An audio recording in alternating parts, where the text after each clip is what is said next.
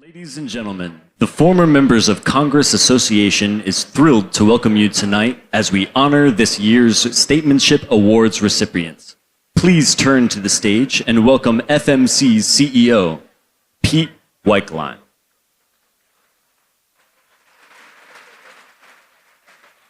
Thank you. Thank you so much. Good evening, and on behalf of FMC, thank you so much for joining us tonight. This is a celebration of statesmanship and bipartisanship, and it's also an annual opportunity to thank FMC stakeholders for the year-round support. We have with us tonight many of our corporate and foundation sponsors whose financial support is incredibly generous and absolutely invaluable. We have over 4 dozen current members of Congress with us, whose active participation in our 5 international legislative exchange programs empowers us to create a vital and bipartisan dialogue between Capitol Hill and capital cities across the globe. There are also almost 60 former senators and representatives here tonight, all part of the FMC membership who donated pro bono over 7,000 hours of their time and insight to help us in our programs succeed this year. And we're honored by the over 20 embassies and ambassadors who have joined us this evening and who are such a terrific partner and resource to us throughout the year. And equally as important with us tonight is, of course, the entire FMC team, an amazing group of 15 professionals who are the lifeblood of this organization and who deliver on FMC's mission on a daily basis. So please, let's give them a round of applause.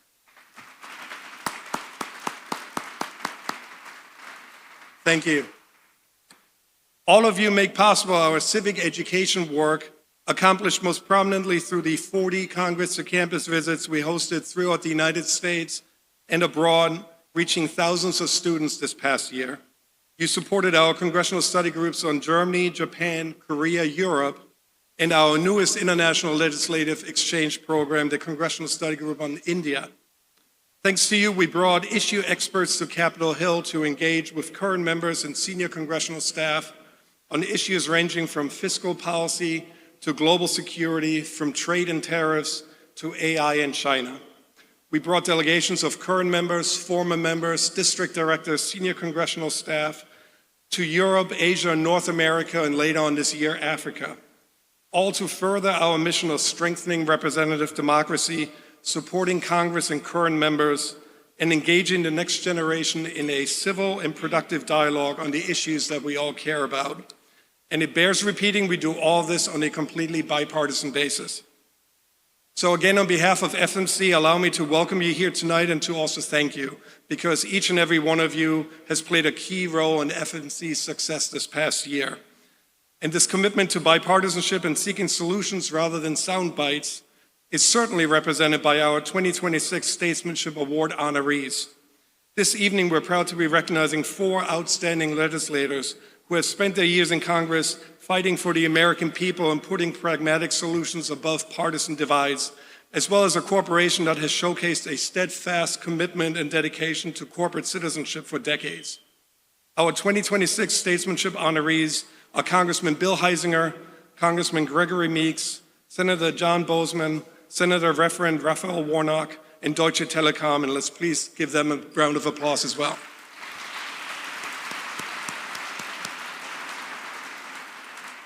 And we will do our awards presentation a little differently tonight, so without further ado, I'm thrilled to welcome to the stage FMC's Senior Fellow Steve Scully and our House honorees, Congressman Bill Huizenga and Congressman Gregory Meeks. Thank you. So we have a little different format tonight, and we are going to ask 3 questions. And so the senators will have advanced knowledge of what the questions are, so they're at an advantage. But let me begin with you, Congressman Meeks. As you look at your career, if there was one piece of legislation, one issue that you're most proud of that required you to work across the aisle, what was it? Hard to say one, but working on trade agreements was significantly important. Because it took Republicans and Democrats to push forward because of the interdependence that we were having working with our allies and friends around the world. I think it was substantial in that regards, and working collectively together, and then working to help push for the first time in 20 years state authorization at the State Department. Hadn't happened in 20 years. I worked very closely with Mike McCall at the time, and we went back and forth and made sure that we had some compromise, that what we needed in the bill, and made it happen. And we passed the state authorization bill for the very first time in 20 years, which I think is substantial. And we're trying to work on it now to continue that policy, because for me, we're always, and it was easy to pass NDAA, but state authorization and talking about diplomacy and how do we do that together, and to make sure that message would cross the other side of the Atlantic Ocean and going over into the Asia and Africa was significantly important. And I think that was a very important bill that we worked on and was successful at. But how did you get there? How did you convince your Republican colleagues to work with you on this? Well, look, I had a good relationship with Michael McCall. And at the time, when we talked about state authorization, it was dealing with, I was the chair and he was the ranking member, which we then switched over and did the same kind of thing. And so we just thought that it was significant, important, talking to one another, that folks would see, even though we had political differences, that we could compromise and come up with something that was really important for the nation in regards to the State Department. It was communication, and it's talking and not making sure that the noise that sometimes comes from outside, don't listen to that noise. Let's make sure that we're going to work together to get something done that benefits the United States of America. Congressman Huizenga, same question. One issue that you worked on that required you to cross the aisle with the Democrats. Yeah, well, first and foremost, I want to say thanks to FMC for this opportunity to be here with you. I'm tempted to talk about the work that Greg and I have done on a couple of things, but I just want to do, before I get to the actual question, I just want to say the reason why those relationships work with Republicans working with Greg is because he's a man of his word. And I know when he gives me a yes, he'll be a yes. When he gives me a no, he means that too. And it's really that communication. So I think for me, earlier on in my time here in Washington, I started working on Great Lakes issues. And at the time, there was Congresswoman Janice Hahn. A few of our colleagues might remember her. She's now in LA. Janice and I started working on something called the Harbor Maintenance Trust Fund. Now, you would think that a harbor maintenance and something called a trust fund would be used to pay for harbor maintenance, but it didn't. One would think. It didn't. No offense to my appropriations friends out here, but they were taking that money and using it for some other things. And Janice and I, through the work of the Great Lakes Task Force, which I became one of the Republican co-chairs of, we worked together and did something that's nearly impossible in Washington. We beat the appropriators. That was meant to be funny, but apparently there's a whole room of appropriators here. So and then that work sort of continued. Once we had gotten the Harbor Maintenance Trust Fund situation fixed, we started working on the Great Lakes Restoration Initiative, the GLRI. And frankly, it survived on a bipartisan basis. The Obama administration had tried to take it down. The Trump one had tried to eliminate it. I told Mick Mulvaney at a rally that we were going to beat him and we were going to put it all back in. He laughed at me and then had to come and tell me later that we were right doing that. Then Biden administration, same thing. And we've had this opportunity to on a bipartisan, bicameral basis, go and make the case. And really that becomes possible because of trust.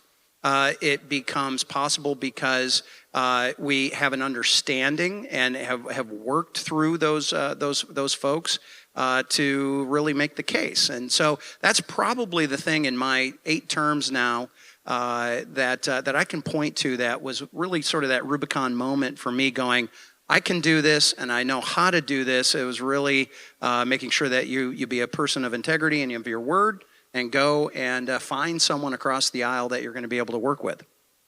Question number 2. We have a lot of looming issues.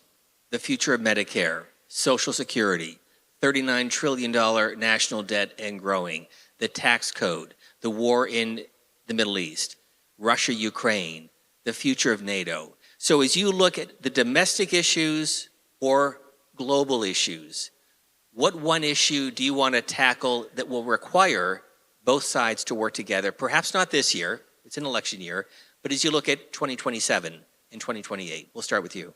For me, it's the debt and deficit. And who I've been working with on that is Congressman Scott Peters. He and I are the co-chairs of something that we very intentionally settled on the name of the Bipartisan Fiscal Forum, BFF. You with me? What a comedian. Well, no, it's true. Well, LOL. It started, emoji. It started off as a 30 by 30 because we were uninventive, and it was 30 Republicans and 30 Democrats that came together and said, we've got to do something about our debt and our deficit, and what are we going to do with it? I will admit COVID funding was quite a tortured time.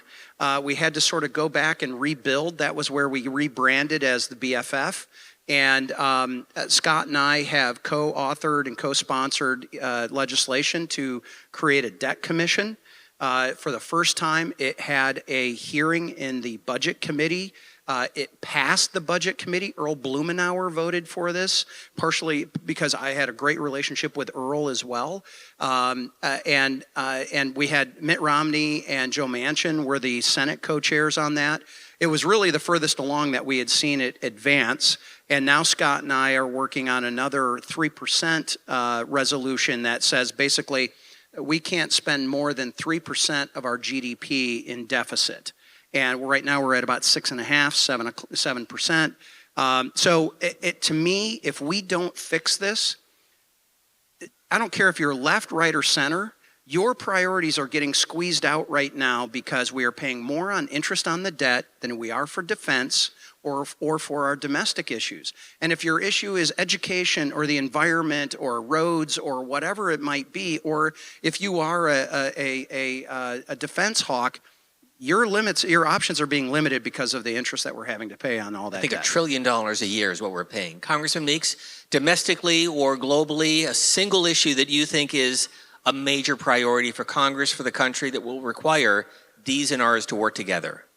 Making sure that internationally that we don't lose the relationship with our NATO and European allies, because we share the same values. And a lot is at stake when you look at around the world what values between authoritarian governments and what they represent and how and what it means to us as we are living in a much smaller world now and more interrelated and interlocked with our economies. You know, we're moving forward. We've got to have something, and they've got to understand that the United States, you know, we Democrats and Republicans value that relationship. So talking to individuals like Mike McCall, like French Hill, we are working collectively to try to figure out how do we send the right message to our allies in NATO for the cross-Atlantic relationship that spreads to other countries that are our friends and allies and that we stand with them. It's tremendously important because if we don't do that, when you look at who our largest trade partners are, you know, it's our NATO and European allies and Canadian allies, and we need to make sure when we're talking about what the future is with critical minerals, et cetera, going to other countries where we can be there. We can only do that if we do it together. If we have a separate and different message and don't figure out how do we compromise to let them know that we will stand by them so that it be a better and a closer unity with us as it has been for the last 80 years, then we lose the credibility and we lose, I think, being the leaders in the world in that regard for what our values are. And when we talk about American values, it has to be Democrats and Republicans collectively, because we are the greatest country this planet has ever seen, but we are that because we know how to relate and all of us working collectively together for the benefit of the whole. Final question to both of you. You can applaud. Thank you. You can be funny. You can be serious. Give us an anecdote. Give us a moment, whether on the campaign trail or in elective office, that either inspired you to run for office or inspires you to stay in office. Basically, tell us a story. And you can be funny or serious. Well, I think what inspires me to stay in Congress really was a conversation that I had over lunch with one Nelson Mandela. It was one of the most inspirational times of my life, actually. When was it?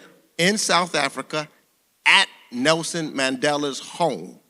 And we had conversation about what was taking place, how he went through all that he went through, and still now becoming and bringing South Africa together, believing that we had to make sure that that nation, in order for it to move forward, had to take the higher ground and not allow some of the past things that could have been destructive. And saying to me that you have to stick with it. You can never get so disappointed that you throw your hands up and forget about it or get full of hate or disgust with someone in that regards. It was the most motivating, and to stay with it, don't quit, don't give in. And it reminded me of the words that I received also on the floor of the House from the late, great John Lewis. So those individuals inspired me, the lessons that they taught to me. And I have to add one other thing that was inspirational to me, because I came into a special election. When I came with a special election, my first day in Congress was former Congressman Ron Dellum's last day in Congress. And I never will forget what he did. He took me back into the cloakroom. And he said, I want to give you a piece of advice. He says, I came in here with certain ideas and moving forward, and that this is what I'm going to have to fight. He said, but what I did was I made friends with a Republican, and I went to his district so that I could see what was taking place in his district and for his people. And then I brought him to my district, and we became lifelong friends and I began to understand the significance of importance of being a member of Congress and working across the aisle. It was something that he embedded in me, and as a result of that, one of the good friendships I had was meeting former Speaker Paul Ryan, and we did a lot of traveling and working together, but it was inspired by the conversations with those three individuals. So you're kind of a good trouble kind of guy, like John Lewis. Moment. Yeah, for me, I came from a family that was split politically, and my mom had been married prior, and I have an older half brother and sister, and literally my earliest political memory is having a, shall we say, robust conversation around the dinner table about some place called Vietnam, some guy who my dad knew who had just become president of the United States, Gerald Ford, we were in this district, and something called a Watergate. And I literally pounded on the table and said, what is a Watergate? My little mind couldn't figure out, like some sort of sluice in a field, right? And what I learned over the years of sitting there is, one, you can love somebody that you disagree with, but two, it was incumbent, and this is part of my faith base, my faith beliefs as well. We are blessed to be a blessing, right? And I've been given that opportunity to serve. And I watched my dad, who was a successful but small businessman, who worked his tail off, yet found time to become a city councilman and spent 32 years on city council. By the way, he was vice mayor. My ultimate goal politically was to become mayor and outdo my dad one. But he was very, very encouraging of me, and my mom was also very, very encouraging of me to go and find out how I would be able to serve our community. And I did that when I got elected to the state legislature, and then so I never did the mayor thing. But I went to the There's state. still time. There's still time, and I get my very public job review in November, like everybody else. So, but I think that really was, for me, that kind of that moment that I needed to do something like that to give back to a community that's given back to us. And that really has been one of my motivators. That, and we have 5 kids. My wife, Natalie, is here as well.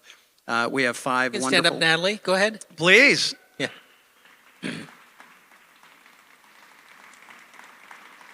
This is why I won by 664 votes out of 103,000 cast in a 7-way primary when I first got elected. So But it really is about how do we create a future that our kids, our future grandkid, by the way, our first time in July 4 is the due date, our first grandchild arriving. And, but how do we make the world and the United States a place where our kids and our future grandkids and all of yours are going to be able to have the same opportunities that we've had? Well, let's be honest, you married up, right? Absolutely, 100%. Gentlemen, thank you both very much. We appreciate it. We will present you the award, and Barbara Comstock will be coming up in just a moment, but let me...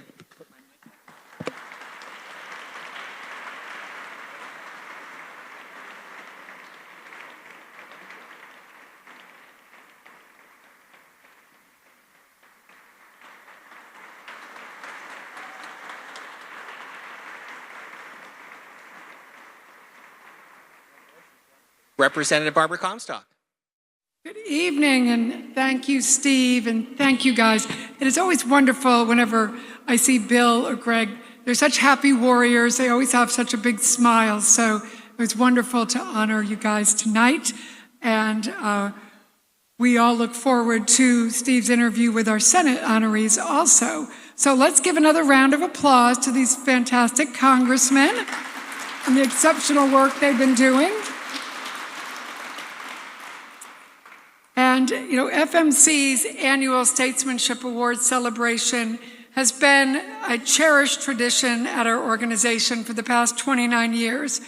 But our work in history as an organization goes back much further. We are the premier nonprofit focused on Congress, and since 1980, we have been working to strengthen and support our Article I branch in all that we do. Whether it's facilitating civil dialogue between Republicans and Democrats, connecting former public servants with America's future leaders, or building bridges between the U.S. Congress and parliaments around the globe, FMC has stood for decades as a resource not only for our current and former members, but for the broader mission of strengthening our nation's democracy. This evening is about paying tribute to statesmanship, which we've already heard a lot about that tonight, in its many forms. And for some, that looks like breaking down partisan walls to pass necessary legislation or finding common ground with members across the aisle in order to move towards solutions. For others, good statesmanship involves connecting with the next generation of public servants and civil leaders. Tonight, we also want to honor the statesmanship that comes from strong corporate and global citizenship. When companies invest in the communities that surround them, we know how we all benefit, and tonight we recognize a corporation that has demonstrated this in their mission for decades. I'm pleased to introduce our 2026 Corporate Honoree, Deutsche Telekom. Deutsche Telekom is one of the largest telecommunications companies in the world and has remained committed to social responsibility for 3 decades. For its dedication to sustainability, to its attentiveness to data privacy and security, Deutsche Telekom has demonstrated its continuous drive to better itself in the world around us. This award is being accepted tonight by Mr. Pavel Hatalo, Chairman of Deutsche Telekom, and the chairman has been with Deutsche Telekom for 30 years. Throughout his career with Deutsche Telekom, he has been recognized for building cross-cultural teams to drive global business expansion and strives to support the very important U.S.-German relationship through his work. We thank the chairman for joining us here tonight, and we once again congratulate Deutsche Telekom as our 2026 Corporate Honoree. I now invite Chairman Hotalu to join me on stage, and please join me in a round of applause as we recognize Deutsche Telekom's exemplary commitment to corporate responsibility with FMC's 2026 Corporate Statesmanship Award. Thank you very much. Thank you.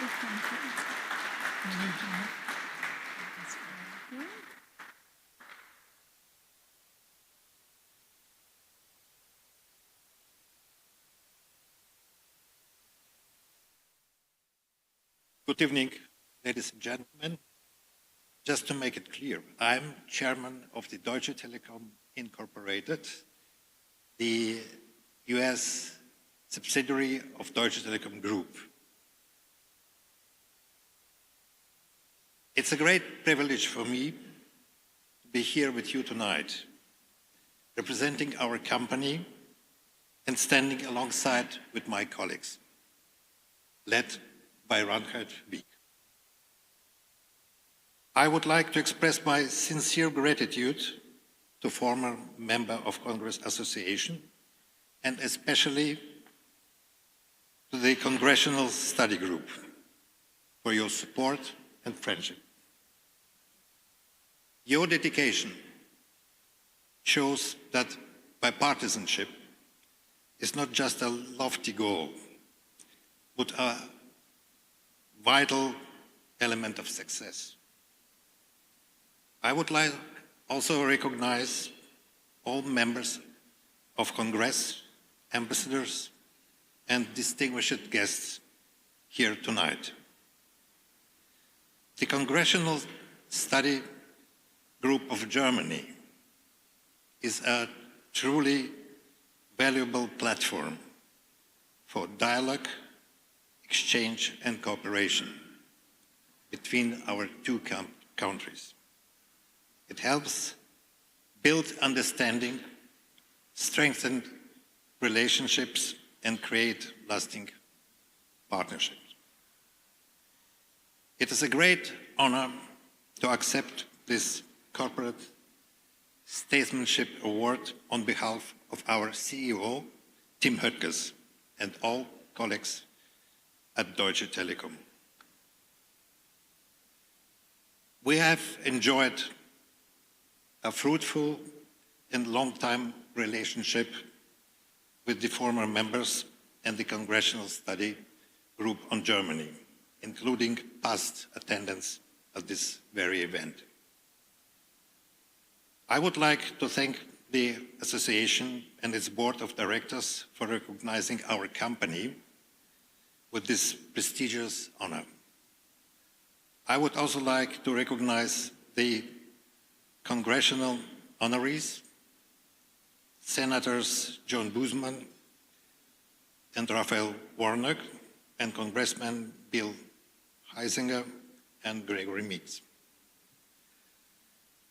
Congratulations to you all, and thank you for your exemplary leadership and service. The relations between United States and Germany are strong, long-standing, and unique. It forms the foundation for economic cooperation and shared progress. Deutsche Telekom is proud to be part of this partnership. Since entering the US market in 1990, our presence has grown significantly, including T-Mobile US, now serving more than 100 million customers. While connecting people is at the heart of what we do, we are equally committed to sustainability and responsible innovation. We believe every connection we enable is also an opportunity to sustainable development. As we look ahead, this award reminds us to stay true to our values, to continue innovating and to deliver value to our customers and society. We are excited about the future and committed to building on our strengths. As a teenager, I grew up in East Berlin, just steps from the Berlin Wall. That wall did not just divide the city, it divided worlds. I remember hearing the word allies and you, Congressman Meeks, already mentioned allies. Even my father, at this time Russian diplomat, would say, today we are going to the allies.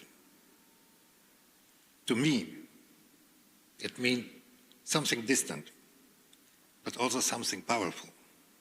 I assumed, and learned only later, that the real freedom was on the other side of the wall. And this freedom was kept by the Western allies, standing firm against dictatorship until Germany was reunited.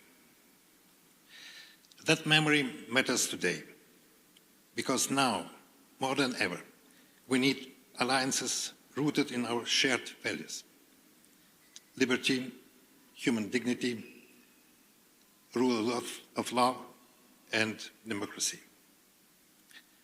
These values are the true foundation for bipartisanship. Europe and United States need each other. Together, we must stand united to face the growing threats from dictatorships around the world. Because we know that division looks like, and we know the strength of standing together. Thank you very much. Thank you for this honor. Thank you.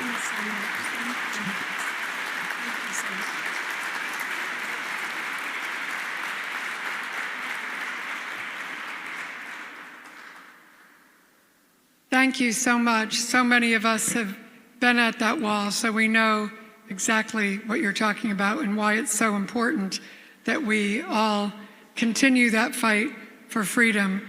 And I think we were reminded of that when we saw some people dancing last Sunday, right?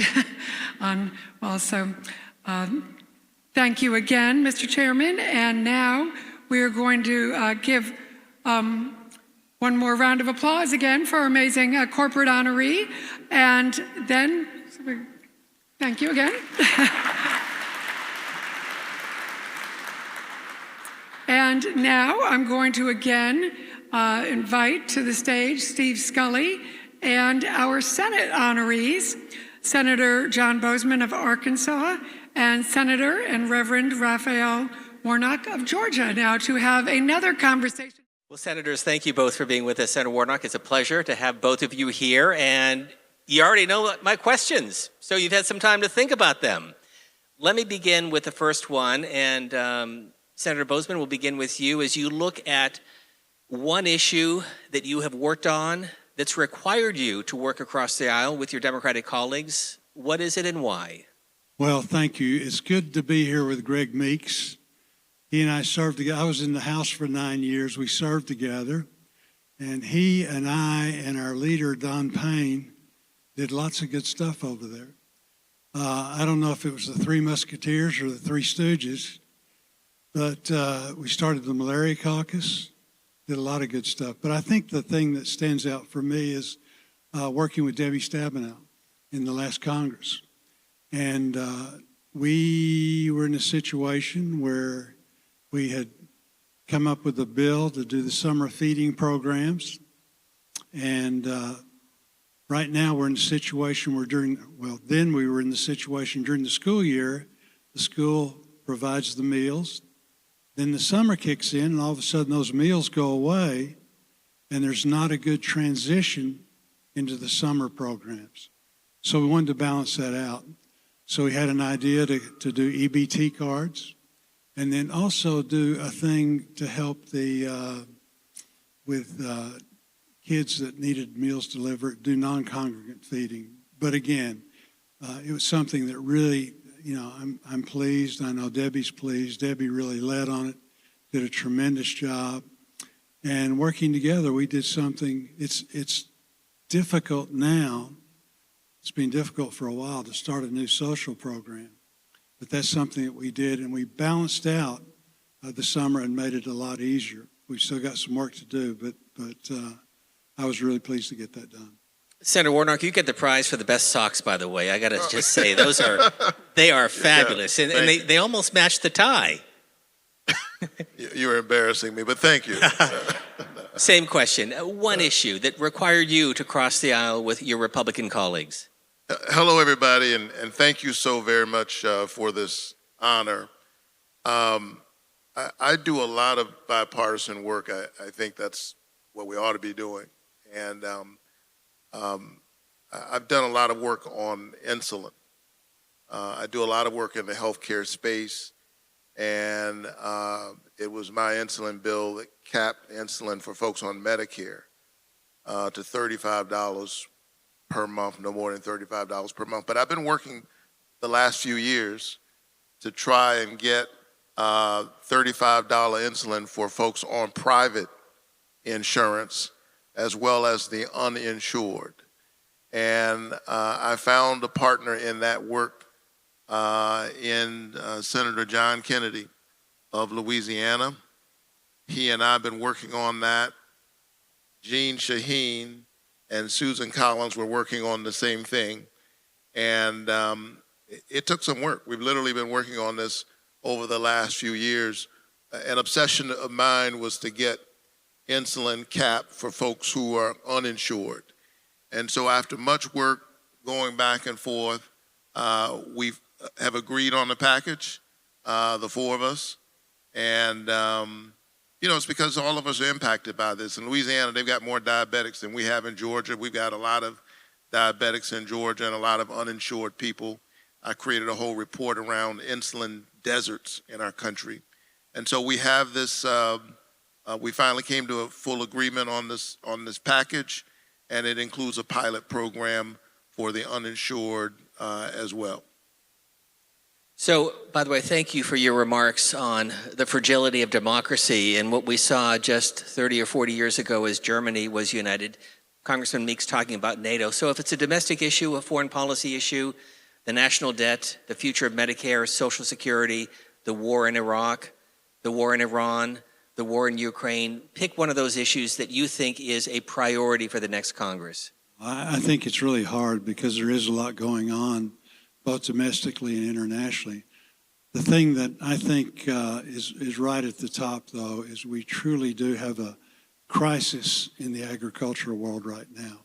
If you're growing something out of the ground, you're losing money. And this is a generational crisis. When you look at the last 3 years, those 3 years put together, it's the biggest drop in farm income in history for our row crop producers. Dan Glickman, I don't know if he's still here, but he knows more about agriculture than all of us put together. But we were talking about this earlier. So it's something we have to deal with. I gave a presentation to the Republicans about this, and as I was in the middle of it, Marco Rubio, who was still a senator then, but head of the Intelligence Committee, punched me and said, "John, always tell them food security is national security." But we are in a situation now where farmers are desperate. We've stepped up in a bipartisan way and are taking care of our farmers as best we can, but the model's breaking down. Inputs are very, very high. Commodity prices are very, very low. Inflation has been a killer. High interest rates, the list goes on and on. Normally, if you're in a position and you run a business, you work harder and, you do more, you raise your prices a little bit. Farmers can't do that. They work harder and plant more acres, they lose more money. Again, the price is set by the international community. So this is something that we're working on really hard. And it's not only about farmers, it's about rural America. We've lost our manufacturing in rural America. It's all that's left. The small communities that many of you grew up in, they're falling apart. So again, this is something that is a very bipartisan issue, but it is a very, very serious issue. Senator Warnock, something here at home, Now that we've around the cheered globe? each other up. What issue? I'm sorry. Now that we've cheered each other up. Pick an issue. Whole range of issues. Healthcare comes to mind. I don't know anybody who thinks our healthcare is in great shape. And somehow we've got to figure out a bipartisan path for doing that work. Maybe to give us a little bit of hope in the midst of this, I would also say housing.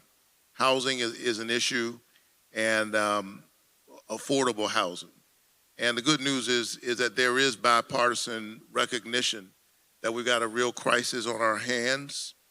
The average age of a first-time home buyer is age 40. And much of this is driven by a lack of supply. We're about 5 million units short on housing. And so we've got to figure out a way to put together a whole array of tools to dig ourselves out of this housing crisis. I'm a member of the Banking, Housing, and Urban Affairs Committee. A glimmer of hope that in the Senate, we passed something called the Road to Housing bill out of the Banking, Housing, and Urban Affairs Committee. It's a once-in-a-generation piece of legislation. And in the spirit of bipartisanship and what can actually happen, the chair of that committee is Tim Scott, and the ranking member is Elizabeth Warren. Tim Scott and Elizabeth Warren went into a bar one day. Sounds like the beginning of a bad joke, right? But somehow we were able to come to an agreement as a committee, and that bill passed out of our committee unanimously. Every Republican voted for it. Every Democrat voted for it. If I had my druthers, we'd go bigger than we're going, but that's the nature of bipartisan work. And then it passed out of the Senate 89-10. So I just think that we need to get this done, hopefully in a bicameral way, to the members of the House. Hopefully we get that done. You just pass, yeah, I know. Greg said just pass out. So we'll get it done hopefully in a bicameral way, in as much as there's bipartisan support for it. And then I hope that we will build on top of that. Housing is dignity. Housing is security. Again, I see glimmers of hope even in this divided time that it passed that committee.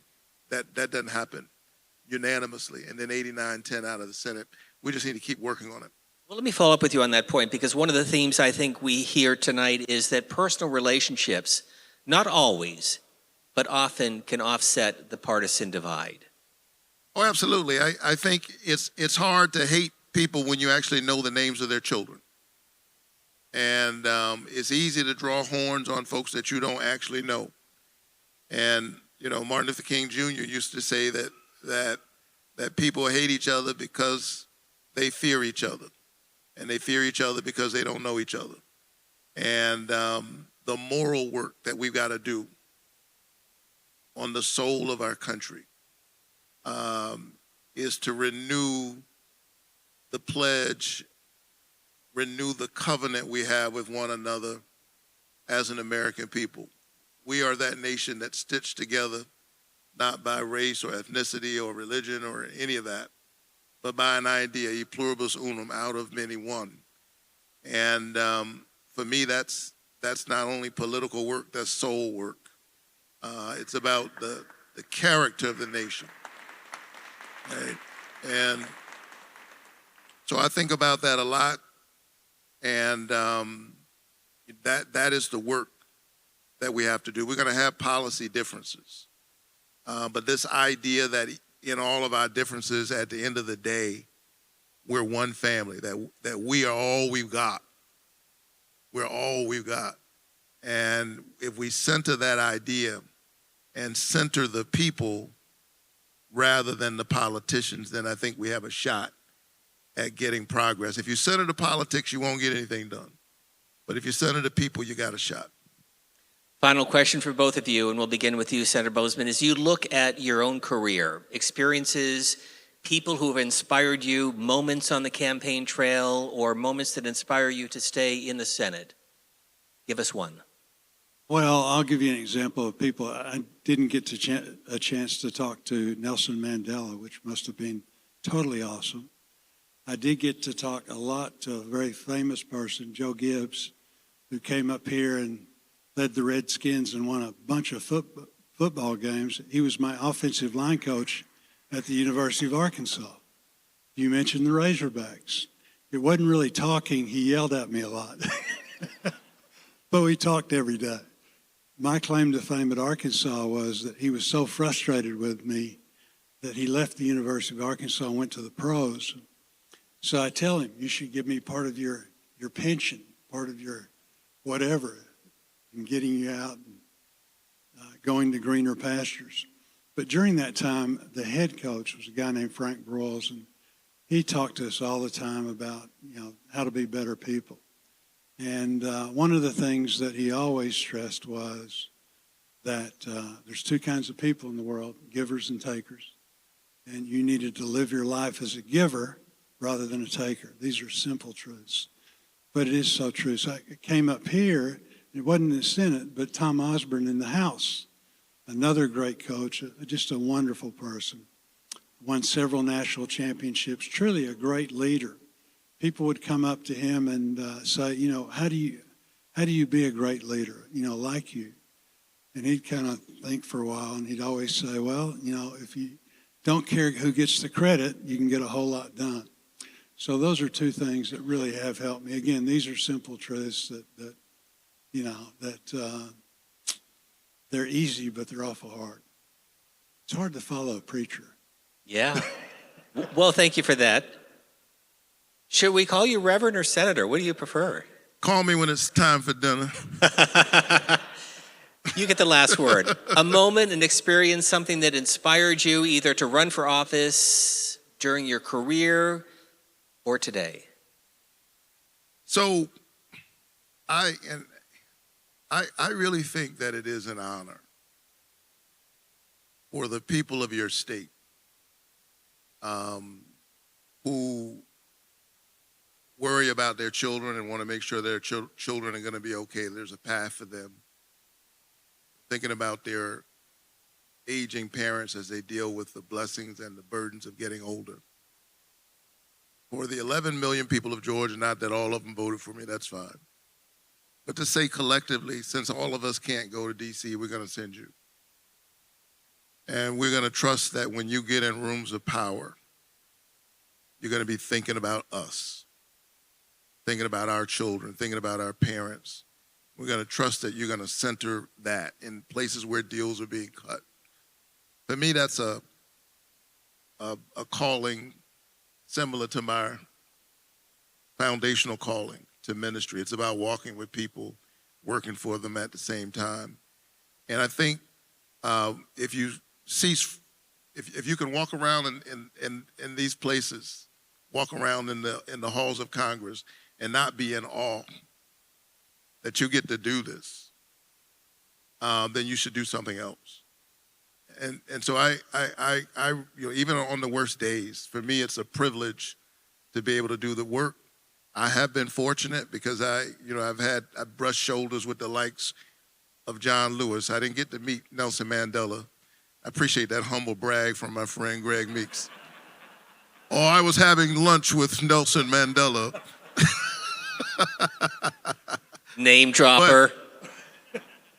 Well, I was John Lewis's pastor. And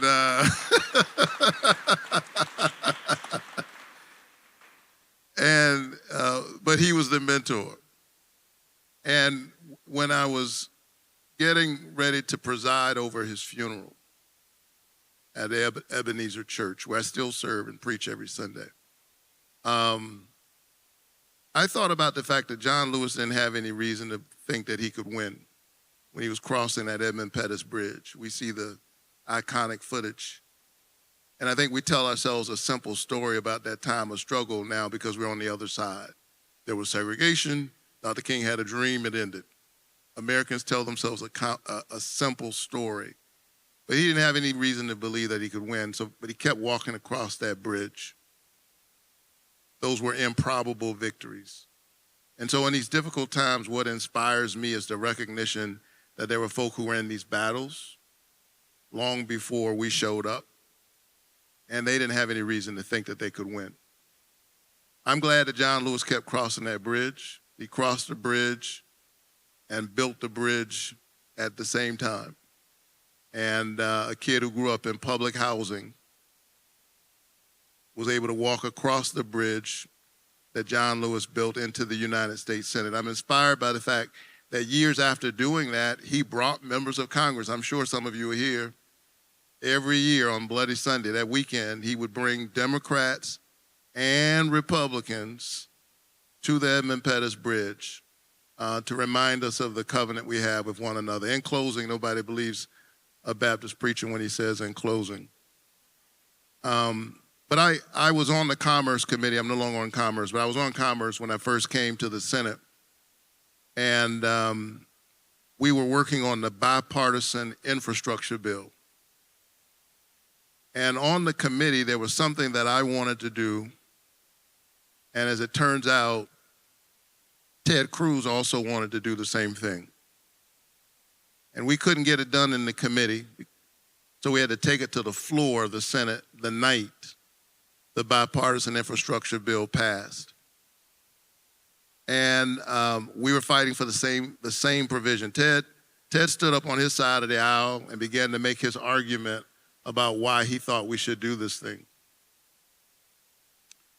And then it came my turn, and I stood up on my side of the aisle, and I heard myself say words that I never imagined I'd say. I want to associate myself with the remarks of the senator from Texas. I said it real fast. And the word from my staff was that Twitter was, lit that night, and they were wondering, what in the world is this? His folks were mad, my folks were mad. They were like, well, at least they were interested. Like, what's going on that Cruz and Warnock are working on this thing together?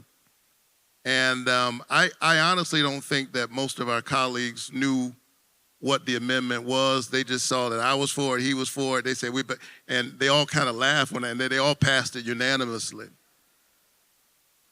But it was a small provision that just got us one step closer to building out a highway, I-14. I-14 runs through Texas. Same highway that runs through Texas, if we get it built out, would run through Georgia, connect a lot of our bases. It would be great for commerce in both states. Ted Cruz and I understood that if that highway gets built out, everybody gets to ride on the highway. Nobody asks, are you a Democrat or a Republican? Some people will be going to churches. Some will be going to mosques. Some will be going to get a drink. Some will be going to take care of their children. But everybody will get on the highway, and they'll get to where they're going. Some will be going to schools. And so I want to thank the FMC, the former members of Congress, for convening us again in this way. And as you give us this award, I'm inspired to keep building the highway that connects all of us so that all of us can get to where we need to go. Thanks, everybody. Senator Boozman, thank you much. Congratulations. Senator Warnock, we will present you with the award.